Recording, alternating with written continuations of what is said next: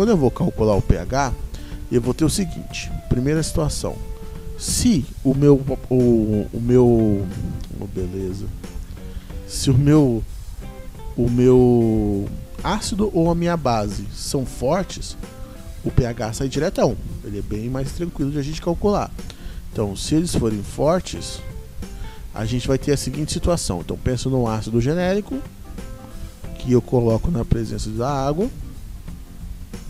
e ele vai gerar H+, e A-, ou seja, vai gerar o cátion H+, que é o que o caracteriza como ácido, e vai gerar um ânion genérico, que aí tanto faz quem é. Então o que a gente tem? Como o ácido, pode ser para base também, vamos pensar numa base genérica aqui, ó, BOH. Coloquei na presença de água. O que vai acontecer? Vai gerar um cátion B+, que é um cátion genérico, que tanto faz, e um ânion OH-, que é o que o caracteriza como base. Se eu for calcular o pH, eu vou ter que, se esses caras são fortes, significa que o alfa deles, em média, está acima de 95%. Ou seja, é um grau de dissociação e um grau de ionização muito, muito elevado. Consequentemente, para essas circunstâncias, a quantidade que eu tinha aqui no começo, então a quantidade em mol por litro que eu tenho aqui no começo, quando eu comparo aqui no final, como é 5% apenas de diferença do valor, analiticamente falando, os químicos consideram que, olha, dá para passar, dá para considerar que tá ok, não tem problema. Esses 5% a gente aceita de erro.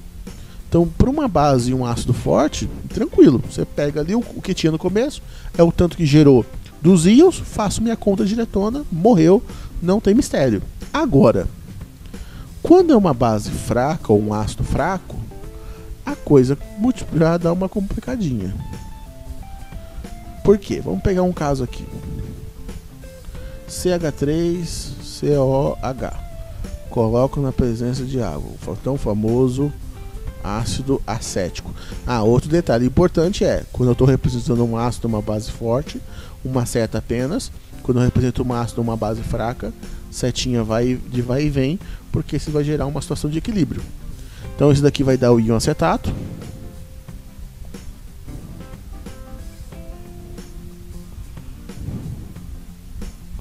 Mais o H3O+. Beleza, com relação a isso é bem tranquilo. O que a gente tem aqui? O alfa já não é tão alto como era antes. O alfa é baixo. Ele vai estar bem baixinho. No caso do ácido acético, está ali na casa dos 5% por aí. Ele é bem, bem baixo. Então eu não tenho como desconsiderar 90 e tantos por cento de diferença. É impossível fazer um negócio desse. Então o que a gente vai ter? Que neste caso eu vou precisar melhorar os meus cálculos. Eu preciso de uma ferramenta mais poderosa para eu poder fazer a conta do jeito certo. Aí é onde entra o Ka.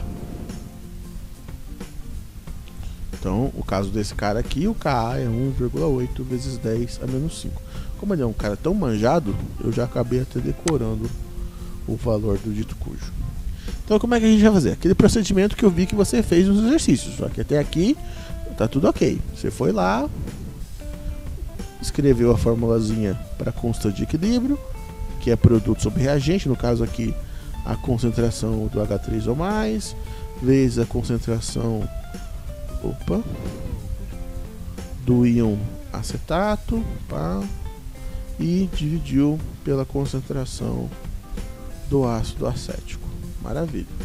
Aí você considerou no equilíbrio a quantidade de cada um, no equilíbrio a quantidade do ácido acético, digamos que aqui no começo fosse 0,1 molar, para ficar mais simples para a gente. Então, eu conheço a concentração do ácido acético, vamos colocar aqui do ácido, é igual a 0,1 molar, só que eu não conheço a concentração do H3O+, e a concentração dos íons acetato. Eu não conheço por quê? Porque no meu exercício ele não me deu com exatidão o alfa. Se ele falasse o alfa é tanto, precisamente, aí eu podia atacar direto o alfa ali e morreu tranquilo, porque se o alfa diz o tanto que ionizou, eu sei exatamente por quanto que tá, porque ele tá me falando, a porcentagem é tanto, seria maravilha. Como ele não me deu essa informação, aí o H3O+, e um acetato eu vou chamar de X. Então até aqui normal, você foi lá e fez isso também. Pegou aqui o 1,8 vezes 10 a menos 5, colocou aqui X vezes X, maravilha. Só que aqui a gente tem o seguinte, que eu esqueci de falar. 0,1 era a quantidade lá no comecinho. Um pedacinho desse 0,1, que é o que a gente chamou de X, virou o H3O+, e virou o ácido acético, o acetato. Então, na verdade, a gente tem que fazer uma correçãozinha aqui, que é o seguinte, a concentração do íon acetato, na verdade mesmo, é 0,1 menos o X, que é exatamente essa quantidade aqui que foi embora. E aí, se a gente colocar aqui 0,1 menos o X e for fazer essa conta, vai gerar uma equação de segundo grau terrível de resolver. Um negócio assim, péssimo, terrível. E aqui que está o ponto que você fez de forma correta, só que fez mais cálculos talvez que o necessário. Aqui existe uma jogada que eu não sei se o seu professor ou o professor ensinou, ou às vezes acabou esquecendo, não tem problema. Aqui é o momento de a gente fazer essas correçõezinhas, que é o seguinte: nem sempre você vai precisar considerar isso aqui inteiro. Você pode ter, a analítica te permite, a liberdade de excluir esse menos X. Aí vem a pergunta, peraí, mas como é que eu vou saber quando que eu excluo o menos X ou não? Você vai excluir da seguinte forma. De início você exclui, pá, tirei ali o menos X. Aí você faz as contas. 1,8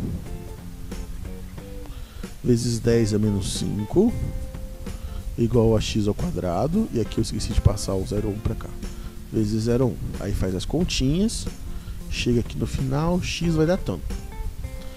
Esse valor que você encontrar aqui, você vai comparar com o valor inicial. Então a gente vai fazer a seguinte comparação: 0,1 equivale a 100%.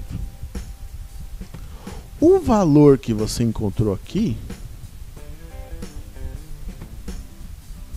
equivale a x%. Se esse x for inferior a 5%, a analítica nos permite jogar isso aqui fora. Mas aí é aquela história. Dependente de quem seja professor ou professora, você tem que pegar e falar, tá aqui, ó. Eu estou provando que o valor é inferior a 5%, então estatisticamente falando, é permitido que eu pegue essa informação e exclua. Por quê? Dentro das aferições que foram feitas pelos químicos analíticos, com valores abaixo de 5%, que eu estou usando uma técnica clássica, se eu usasse uma técnica instrumental, nem poderíamos cogitar jogar isso fora. Técnica instrumental, isso daí é um absurdo, mas para uma técnica mais robusta e menos sensível, que é uma técnica clássica, esse 5% aí, ela não vai ver diferença. Na minha bureta, eu não vou perceber a diferença desse 5%. Não vai refletir em nada. Então eu posso jogar fora. Aí, neste caso, provando que o negócio é realmente uma quantidade inferior a 5%, eu pego isso daqui, jogo fora e só alegria. Menos conta para fazer. A não ser que você chega aqui, faz todas as contas, chega aqui no final, putz, deu 6,5. Aí não tem volta. Aí você tem que voltar aqui, reconsiderar o menos X, jogar os dados, fazer a báscara, tá? Aí tudo bem, eu concordo. Aí realmente eu não tenho o que fazer. Mas, em termos gerais, esse caso aqui é muito importante essa informação. Então, toda vez que você for fazer os exercícios, faça essa verificação aqui para garantir que você não vai fazer um monte de conta sem necessidade.